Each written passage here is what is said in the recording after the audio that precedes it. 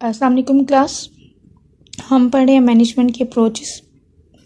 इसमें हमने सबसे पहले हिस्टोरिकल बैकग्राउंड पढ़ा और उसके अंदर जो है वो अर्ली एग्जांपल्स जो थी मैनेजमेंट की वो पढ़ी थी, एडम स्मिथ और इंडस्ट्रियल रेवोल्यूशन। आफ्टरवर्ड्स हमने क्लासिकल अप्रोच में साइंटिफिक मैनेजमेंट और जनरल एडमिनिस्ट्रेटिव थ्योरीज पढ़ी थी।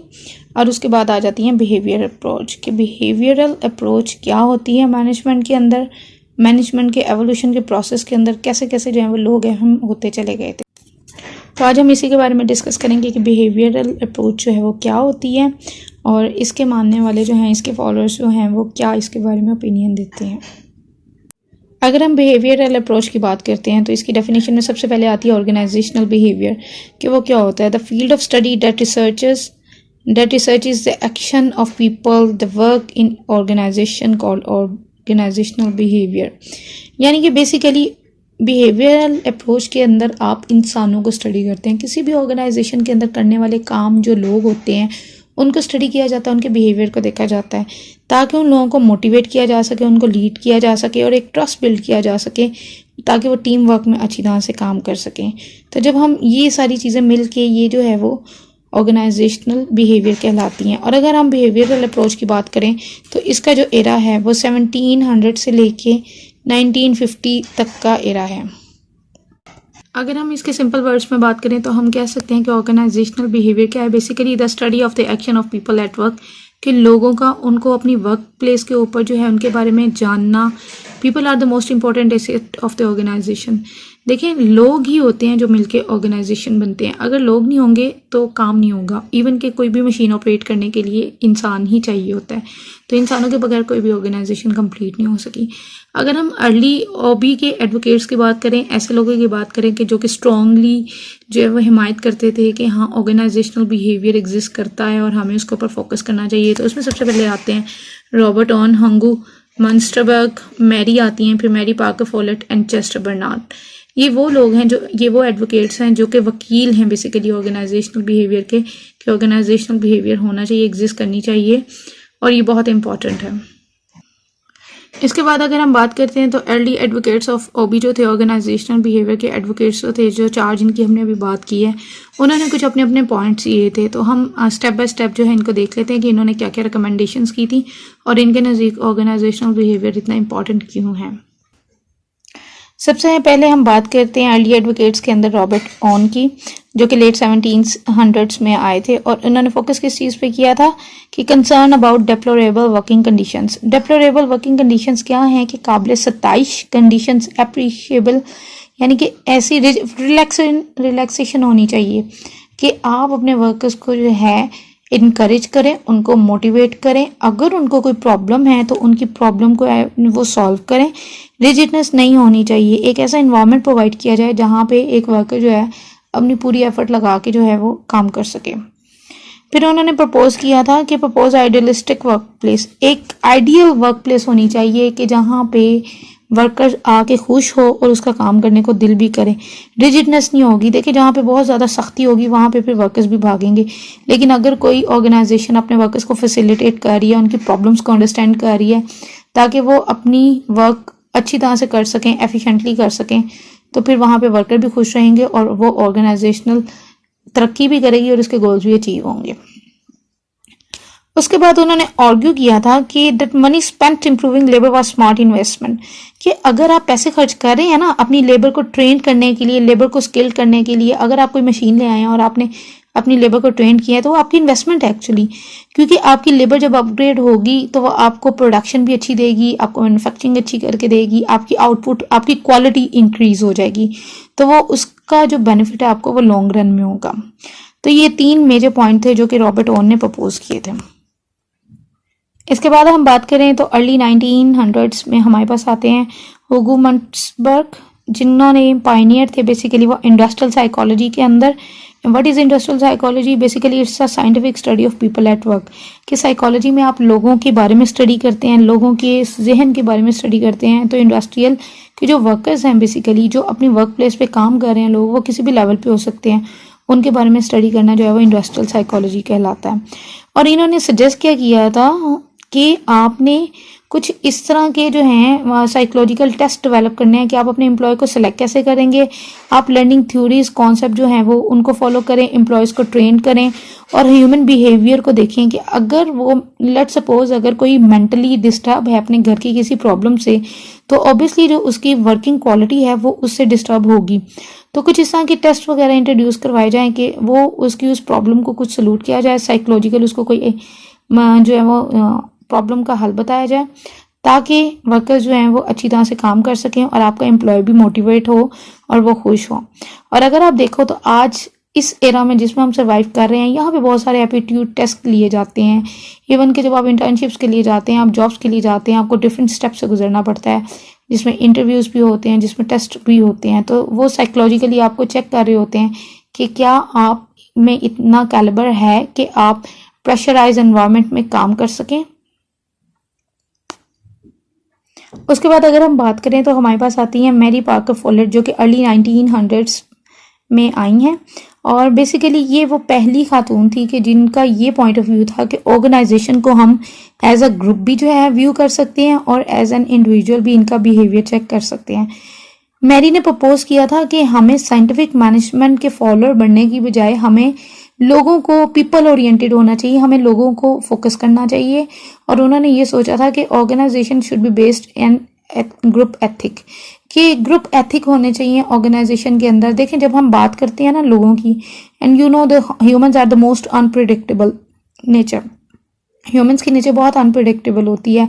हाँ, जबकि हमने साइंटिफिक मैनेजमेंट के अंदर पढ़ा है कि आपने रूल्स एंड रेगुलेशंस को अपनी रियल लाइफ के अंदर फॉलो करना है। जैसे पानी H2 है तो वो H2O ही रहेगा, लेकिन एक ह्यूमन है तो उसकी नेचर, उसके मूड स्विंग्स होते हैं, तो वो उसके वर्क क्वालिटी पे भी इफेक्ट करते हैं। तो इसीलिए इन्होंने स्ट्रांगली इसको जो है वो एडवोकेट किया कि हमें ऑर्गेनाइजेशंस को पीपल ओरिएंटेड होना पड़ेगा। इसके बाद आते हैं चेस्टर बर्नार्ड, जो कि 1930s में जो हैं वो आए हैं, और इनके जो पॉइंट्स हम उनको देख लेते हैं।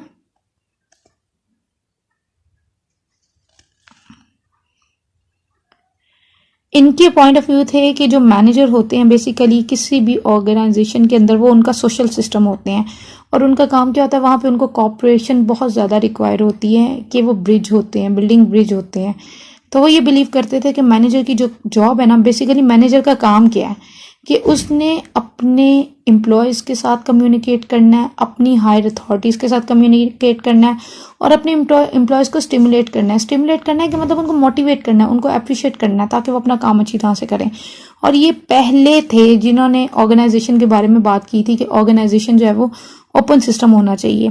हम प्रीवियस चैप्टर में पढ़ चुके हैं कि ऑर्गेनाइजेशन में ओपन सिस्टम से मुराद क्या है, कि वो अपने एनवायरनमेंट के साथ कनेक्ट होती हैं, वो अपनी इनपुट एनवायरनमेंट से लेती हैं, उसको प्रोसेस करती हैं, सिस्टम करती हैं उसके ऊपर, और further they give back output, वो अपनी आउटपुट जो है वो वापस एनवायरनमेंट में दे देती हैं। तो चेस्टर बर्नार्ड पहले थे जिन्होंने इसके ऊपर बात की थी कि ऑर्गेनाइजेशंस को ओपन सिस्टम होना चाहिए। इसके बाद अगर हम देखें तो हमारे पास आती हैं the Hawthorne studies. Hawthorne studies basically क्या हैं, ये a series of productivity experiments conducted at Western Electric from 1924 to 1932। Basically Western Electric company जो है वो उनके इंडस्ट्रियल इंजीनियर्स ने अपने वर्कर्स के ऊपर कुछ रिसर्चेस की थी कि अगर वो लाइटिंग इफेक्ट को चेक कर रहे थे कि वर्कर्स की आउटपुट के ऊपर, कि अगर हम लाइट डिम कर देते हैं तो उसका क्या असर होता है, क्या इम्पैक्ट आता है, और अगर लाइट जो है वो कॉन्टीन्यूसली ऑन रहती है, बहुत तेज़ कर दी जाती है, तो उसका क्या इम्पैक्ट आता है। तो उन्होंने 2 ग्रुप्स क्रिएट किए थे। एक ग्रुप में जब लाइट कम भी हो गई तो उनकी आउटपुट पे कोई भी इफेक्ट नहीं आया, तो वहाँ पे फिर वो सोच में पड़ गए थे कि ये ऐसा क्यों हुआ है कि लाइटिंग का असर कुछ भी नहीं आया, तो कुछ है जो उनको समझ नहीं आ रहा। आफ्टरवर्ड्स क्या हुआ कि उन्होंने हार्वर्ड के प्रोफेसर एल्टन म्यू को जो है हायर किया एज एन कंसल्टेंट इन 1932। तो फिर उन्होंने 1932 के अंदर जो है उन्होंने, बल्कि 1927 के अंदर उन्होंने हायर किया था, और उन्होंने फिर एक सीरीज ऑफ एक्सपेरिमेंट्स किए थे। फिर जहाँ पे उनको समझ आई कि एक्सपेरिमेंट के अंदर उनको समझ आई कि लोगों के बिहेवियर बहुत इंपॉर्टेंट हैं rather than the effect of light. तो अभी हम देखते हैं कि इसकी एक्सपेरिमेंटल फाइंडिंग क्या थी। Basically productivity unexpectedly increase under imposed adverse working conditions, के उन्होंने बदतरीन हालात कर दिए कि वर्कर्स अच्छी तरह काम कर सकते हैं कि नहीं, वर्कर्स ने अच्छा काम किया। The effect of incentive plans was less than expected. फिर उन्होंने लालच दिया कि क्या लोग पैसे के लिए काम करते हैं, क्या उनके लिए मनी इंपॉर्टेंट है कि अगर हम उनको ज़्यादा सैलरी पे कर दें तो वो अच्छा काम करेंगे। लेकिन ये भी उनका प्लान जो है वो फेल हो गया था कि लोग पैसे के लिए काम नहीं करते हैं। तो हॉथर्न स्टडीज़ की रिसर्च कंक्लूजन क्या बनी, जो 19 जो है वो 24 से स्टार्ट हुई थी और 32 तक गई थी, कि उसमें उन्होंने देखा कि जो सोशल नॉर्म्स होती हैं, जो ग्रुप स्टैंडर्ड्स होते हैं और एटीट्यूड्स होते हैं, वो स्ट्रांगली इन्फ्लुएंस करते हैं इंडिविजुअल की आउटपुट पे, ना कि उनके वर्क बिहेवियर पे और मनी इंसेंटिव्स की निस्बत। कि लोग लालच पैसे के लिए काम नहीं करते हैं, लोग अपनी सेटिस्फेक्शन के लिए, कि उनके ग्रुप्स वो जिस सोशल नॉर्म से आए होते हैं उसकी वजह से वो लोग ज़्यादा एफिशिएंटली काम करते हैं। अगर ये तो अंडरस्टूड सी बात है कि ये अगर कोई स्पेशलाइज होगा तो वो अच्छी तरह काम करेगा, अगर कोई स्पेशलाइज नहीं है तो उसको काम करने में दिक्कत आएगी। तो हॉथर्न स्टडीज जो थी वो एक टर्निंग पेज साबित हुई थी मैनेजमेंट के अंदर, जिसमें फोकस किया गया था कि लोगों को समझें, लोग इम्पॉर्टेंट है। ऑर्गेनाइजेशन में सबसे इम्पॉर्टेंट जो है लोग हैं, यानी कि वो एसेट भी हैं, वो बैकबोन भी हैं किसी भी ऑर्गेनाइजेशन की। इसके बाद आती है quantitative approach to management. Basically ये क्या है? क्वांटिटेटिव अप्रोच है the use of quantitative techniques to improve decision making, यानी कि आप अपनी डिसीजन मेकिंग को मैनेजमेंट के अंदर अपनी डिसीजन मेकिंग को इंक्रीज करने के लिए जो है आप क्वांटिटेटिव टेक्निक्स का यूज करते हैं। क्वांटिटेटिव अप्रोच को बेसिकली ऑपरेशंस रिसर्च भी कहा जाता है और मैनेजमेंट साइंस भी कहा जाता है। इसका थोड़ा सा हम बैकग्राउंड देख लेते हैं कि ये स्टार्ट कब हुई थी। कि जब वर्ल्ड वॉर 2 ख़त्म हुई और सोल्जर्स ने जो है आर्मी छोड़ी ऑल ओवर द वर्ल्ड, तो उन्होंने क्या किया कि जब वो जिन ऑर्गेनाइजेशंस को उन्होंने ज्वाइन किया था तो वहाँ पे उन्होंने स्टैट्स का यूज़ करना शुरू कर दिया, मैथ का यूज़ करना शुरू कर दिया कि अपने क्वालिटी कंट्रोल प्रॉब्लम्स को सॉल्व करने के लिए, ताकि हाँ उनके सोल्यूशंस को वो फाइंड आउट कर सकें, वो डिसीजन मेकिंग कर सकें। तो उन्होंने बेसिकली किस चीज़ पे फोकस किया था कि मैनेजेरियल डिसीजन मेकिंग उन्होंने प्रूव की थी अपनी बाय एम्प्लॉइंग मैथ स्टैट। तो वहाँ से फिर इस चीज़ को समझा गया कि मैथमेटिकल स्टैट के पॉइंट ऑफ व्यू से भी मैनेजेरियल प्रॉब्लम्स को सॉर्ट आउट किया जा सकता है। तो क्वांटिटेटिव अप्रोच के अंदर बेसिकली आप स्टैट को स्टडी करते हैं, स्टैट के फॉर्मूलाज को स्टडी करके डिसीजंस करते हैं, ऑप्टिमाइजेशनल मॉडल्स करते हैं, इंफॉर्मेशनल मॉडल्स को देखते हैं, कंप्यूटर सिमुलेशंस ऐसी टेक्निक होती हैं जिसमें आपको कुछ आंसर्स चूज करने होते हैं, जिसकी बेस पे आपकी माइंडसेट को जज किया जाता है कि आप क्या सोच रहे हैं, आप किसी चीज़ से पर्सपेक्टिव, आपकी क्या ओपिनियन है। इसके बाद अगर हम देखें तो ये जो है टेक्निक्स चलती रही कि साइंटिफिक को मेथड को यूज़ करते रहे, लेकिन उसके बाद एक ऐसा एरा आया कि ये सारी टेक्निक्स जो हैं वो स्वाइप कर गई और फिर जो हैं डेमिंग और जुरान के आइडियाज़ फॉलो होने लगे। वो बेसिकली क्या कहते थे कि क्वालिटी मैनेजमेंट प्रोग्राम्स इंट्रोड्यूस करवाए थे उन्होंने कि क्वांटिटी इंपॉर्टेंट है तो क्वालिटी भी बहुत इंपॉर्टेंट है। अब हम देखते हैं कि क्वालिटी है क्या बेसिकली मैनेजमेंट के अंदर। तो उसकी डेफिनेशन है टोटल क्वालिटी मैनेजमेंट की, a philosophy of management that is driven by the continuous improvement and responsiveness to customer needs and expectations. देखिए हमने अब तक जितनी भी मैनेजमेंट पढ़ी है वो एम्प्लॉयज़ के सर्कल के गिर्द घूम रही है, वो एम्प्लॉयज़ के गिर्द रिवॉल्व कर रही थी।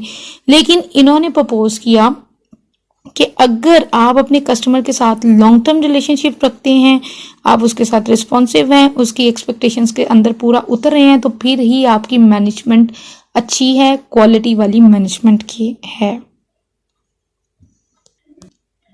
अगर देखें तो बिल्कुल what is quality management. Quality management के अंदर बेसिकली यही चीजें जो अभी मैंने डेफिनेशन में आपको बताई हैं कि intense focus on the customer, यानी कि एम्प्लॉय से हटके आपका सेंटर ऑफ सर्कल अटेंशन जो है वो कस्टमर बन गए।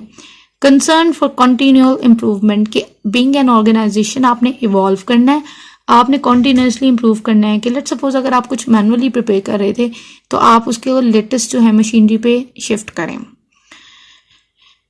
Improvement in the quality of everything, accurate measurement, A to C, right to left, top to bottom, 360 degree पे आपकी ऑर्गेनाइजेशन को जो है वो इम्प्रूवमेंट की ज़रूरत है। वो आपके एम्प्लॉयज़ हो, वो आपका इंफ्रास्ट्रक्चर हो, वो आपकी वर्क स्टेशन हो, कुछ भी हो, आपको क्वालिटी अपनी मेंटेन करनी है। और last one is empowerment of employees. आपने अपने एम्प्लॉयज़ को इतना एम्पावर करना है, इतना इंकरेज करना है कि हाँ वो कुछ काम कर सकें, ताकि वो क्वालिटेटिव वर्क प्रोड्यूस कर सकें, वो इनिशिएटिव्स ले सकें, इनोवेटिव आइडियाज़ दे सकें, ताकि आपके कस्टमर्स के साथ जो है वो लॉन्ग टाइम रिलेशनशिप बन सके। इसके बाद अगर हम बात करें, हमने बिहेवियरल अप्रोच की भी बात कर ली और क्वांटिटेटिव की भी बात कर ली, और बिहेवियरल के अंदर हमने अर्ली एडवोकेट्स, हैथॉन स्टडीज और ऑर्गेनाइजेशनल के बिहेवियर देखा।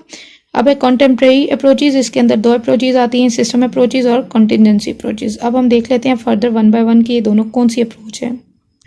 अगर हम कंटेम्प्रेरी अप्रोचेस की बात करें तो कंटेम्प्रेरी अप्रोचेस का बेसिकली एरा क्या है, 1960 से लेके प्रेजेंट तक। तो अगर आपको याद हो कि हमने प्रीवियस जो पढ़ी हैं उसके अंदर हमने चेस्टर बर्नार्ड के बारे में पढ़ा और उन्होंने रिकमेंड किया था कि ऑर्गेनाइजेशन के अंदर ओपन सिस्टम होना चाहिए, क्लोज सिस्टम नहीं होना चाहिए कि आप अपने इन्वायरमेंट के साथ कनेक्ट ना करें। तो कंटेम्प्रेरी अप्रोचेस यही हैं कि आप अपने इन्वायरमेंट के साथ कनेक्ट हैं। उसमें सबसे पहले आती है आपकी सिस्टम अप्रोच को हम सबसे पहले पढ़ चुके हैं, लेकिन फिर भी हम एक दफ़ा फिर इसको देख लेते हैं। सिस्टम की डेफिनेशन है कि a set of interrelated and interdependent parts arrange in a manner that produces a unified whole, कि वो सब मिलके एक क्लियर कट पिक्चर देते हैं। इस सिस्टम के अंदर 2 तरह की टाइप्स हैं, क्लोज सिस्टम और ओपन सिस्टम। क्लोज सिस्टम वो होता है कि जो इन्वायरमेंट के साथ इंटरेक्ट नहीं करता है, रिजिड होता है, जबकि ओपन सिस्टम वो होता है कि जो डायनामिकली इंटरेक्ट करता है आपके इन्वायरमेंट के साथ, कि वो अपनी इनपुट भी इन्वायरमेंट से लेता है, उसको प्रोसेस करता है, उसको आउटपुट भी देता है, और आउटपुट देने के बाद वो फीडबैक भी लेते हैं कि क्या उनकी गिवन आउटपुट जो है वो अच्छी थी, क्वालिटेटिव थी। अगर आप देखें तो ऑर्गेनाइजेशन का सिस्टम कुछ इस तरह से है कि वो इनपुट्स लेते हैं जिसमें वो रॉ मटेरियल भी ले रहे हैं एनवायरनमेंट से, ह्यूमन रिसोर्स ले रहे हैं, कैपिटल ले रहे हैं, टेक्नोलॉजी ले रहे हैं, इन्फॉर्मेशन ले रहे हैं, फिर उसको प्रोसेस करके आउटपुट देते हैं अपने वापस एनवायरनमेंट के अंदर, और वो फिर फीडबैक भी लेते हैं। अगर हम रिजल्ट्स की बात करते हैं कि रिजल्ट्स क्या आए हैं, सिस्टम अप्रोच जब इम्प्लीमेंट की गई ऑर्गेनाइजेशन के अंदर, जब उनमें ओपन सिस्टम लाया गया तो उसका सबसे बड़ा बेनिफिट ये आया था कि कोऑर्डिनेशन जो है वो बहुत ज़्यादा ज़रूरी थी ऑर्गेनाइजेशन के पार्ट्स के अंदर, ऑर्गेनाइजेशन के लोगों के अंदर, ऑर्गेनाइजेशन के डिपार्टमेंट्स के अंदर कोऑर्डिनेशन बहुत ज़्यादा ज़रूरी और इम्पॉर्टेंट थी। और इसका एक ये इम्प्लीकेशन सामने आई कि अगर कोई भी एक डिसीजन लिया जाता है, एक डिपार्टमेंट में डिसीजन लिया जाता है, तो वो ओवरऑल ऑन द होल जो है वो इफेक्ट करता है और दूसरे एरियाज में भी उसका इम्पैक्ट आता है। और ये कि ऑर्गेनाइजेशन जो है वो अपने आप को इतना मेंटेन नहीं कर सकती, इसलिए उनको जो है वो अडेप्ट करनी चाहिए चेंजेस को, कि वो अपने एक्सटर्नल एनवायरनमेंट को देखें और उसको चेंज करें। लाइक अगर हम कोई 15, 20, 25 साल पहले चले जाते हैं तो पाकिस्तान के अंदर बैंकिंग इंडस्ट्री जो थी वो मैनुअल थी, लेकिन स्लोली जब पूरी दुनिया के अंदर रेवोल्यूशन आया और ऑनलाइन बैंकिंग का एक एरा स्टार्ट हुआ तो स्लोली पाकिस्तान के अंदर भी स्टार्ट हुआ और आज हम ऑनलाइन बैंकिंग को फॉलो कर रहे हैं। तो कोई भी ऑर्गेनाइजेशन जब तक वो अपने आप को अडेप्ट नहीं करेगी, अपने न्यू टेक्निक्स को अडॉप्ट नहीं करेगी, तो वो चेंज नहीं करेगी, वो सर्वाइव नहीं करेगी। अपने सर्वाइवल के लिए उनको जो है करंट सिनेरियो के साथ अपडेट होना बहुत ज़्यादा ज़रूरी है। इसके बाद आती है कंटिजेंसी अप्रोच, जिसको जो है सिचुएशनल अप्रोच भी कहते हैं। इस अप्रोच के मुताबिक कोई भी ऐसे यूनिवर्सल रूल्स नहीं है जिसके मुताबिक जो है वो मैनेजमेंट को ऑर्गेनाइज किया जा सके। हर ऑर्गेनाइजेशन अपने रूल्स खुद डिफाइन करके अपनी मैनेजमेंट चला रही है। हर ऑर्गेनाइजेशन जो है वो डिफरेंट होती हैं, वो डिफरेंट सिचुएशन फेस कर रही होती हैं, इसलिए उनको डिफरेंट वेज रिक्वायर होते हैं मैनेज करने के। अभी हम देख लेते हैं कि पॉपुलर कॉन्टिजेंसी वेरिएबल्स कौन कौन से हैं, यानी कि कौन कौन से ऐसे वेरिएबल्स हैं जिनकी बेस के ऊपर ऑर्गेनाइजेशन के रूल्स वगैरह ये लोग डिफाइन कर सकते हैं। हर ऑर्गेनाइजेशन अपनी मैनेजमेंट के रूल्स खुद डिफाइन कर सकती हैं। उसमें ऑर्गेनाइजेशन का साइज है कि जैसे जैसे साइज बढ़ेगा तो कोऑर्डिनेशन की प्रॉब्लम बढ़ेगी, तो वो अपने हिसाब से अपने आप को अरेंज करेंगे। रूटीननेस ऑफ टास्क टेक्नोलॉजी के उनके रूटीन टास्क कैसे हैं, एनवायरमेंटल अनसर्टेनिटी और इंडिविजुअल डिफरेंसेस। यानी कि ओवरऑल कहने का मकसद ये है कि कॉन्टिजेंसी अप्रोच ये बिलीव करती है कि ऑर्गेनाइजेशन छोटी भी हो सकती है, ऑर्गेनाइजेशन बड़ी भी हो सकती है। उसमें 100 लोग भी काम कर सकते हैं, उसमें 5000 लोग भी काम कर सकते हैं। तो कोई ये रूल ऑफ थंब नहीं है कि हमने 100 लोगों को भी वैसे ही मैनेज करना है जैसे हमने 5000 लोगों को करना है। तो हर ऑर्गेनाइजेशन अपना कल्चर, अपना एरिया, अपना लिविंग स्टाइल, अपने सराउंडिंग्स, अपने इन्वायरमेंट्स को देखते हुए अपने रूल्स को डिफाइन करती है। तो कॉन्टिजेंसी अप्रोच जो है, सिचुएशनल अप्रोच जो है, अगर इनको सिंपली समझा जाए तो ये इफ देन के ऊपर बेस करती है कि अगर ऐसा होता तो फिर हम क्या करेंगे। अगर आग लग जाती है, इफ देन वाले सीन्स इसमें आते हैं, इफ देन वाले क्वेश्चंस आते हैं, अगर ऐसा हो जाता है तो फिर क्या होगा। क्योंकि ये सिचुएशनल अप्रोच है कि जब कोई सिचुएशन होगी, कोई प्रॉब्लम अगर होगी तो फिर उसका सोल्यूशन जो है उसके मुताबिक देखा जाएगा। ये था आज का आपका कंप्लीट चैप्टर जिसको हमने पढ़ा है और जिसमें हमने देखा है कि एवोल्यूशन कैसे हुआ मैनेजमेंट का, मैनेजमेंट कैसे जो है वो रिजिडनेस से निकल के रिलैक्सेशन की तरफ आई है, वो लोगों से निकल के कस्टमर ओरिएंटेड हुई है। तो ये मैनेजमेंट के 5 एरा थे। आज की मैनेजमेंट हमारे सामने आई है, तो इसके पीछे बहुत सारे लोगों के काम हैं, बहुत सारे लोगों की मेहनत है। This was all about your chapter. Thank you very much.